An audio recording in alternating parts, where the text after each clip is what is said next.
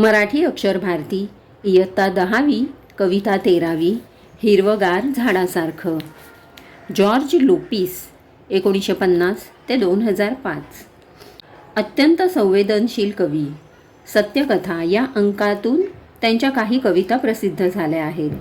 रक्तात भिनलेल्या कविता, पूर्ण झाले आहे हे त्यांचे कविता संग्रह प्रसिद्ध आहेत. झाडांची सहनशीलता, दातृत्व, सहकार्याची वृत्ती, कठीण प्रसंगातही घट्ट पाय रोवून राहण्याची वृत्ती इत्यादींचे वर्णन प्रस्तुत कवितेत केलेले आहे.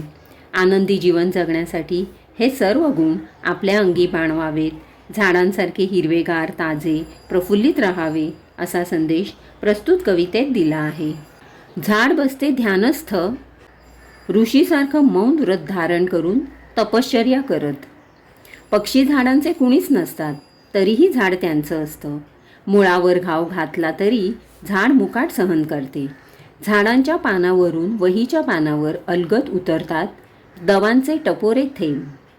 झाडाकडे टक लावून पाहिलं तर शरीरभर विरघळतो हिरवा रंग. रक्त होते क्षणभर हिरवेगार. आयुष्य होतं नुकत्याच खुडलेल्या फुलासारखं टवटवीत. झाडांचे बाहू सरसावलेले असतात मुसाफिरांना कवेत घेण्यासाठी. पानझडीनंतर झाड पुन्हा नवीन वस्त्र धारण करतं, नव्या नवरीसारखं.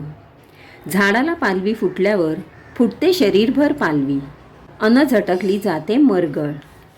पक्ष्यांच्या मंजूळ नादात झाडाचंही जीवनाचं एक संथ गाणे दडलेले असते.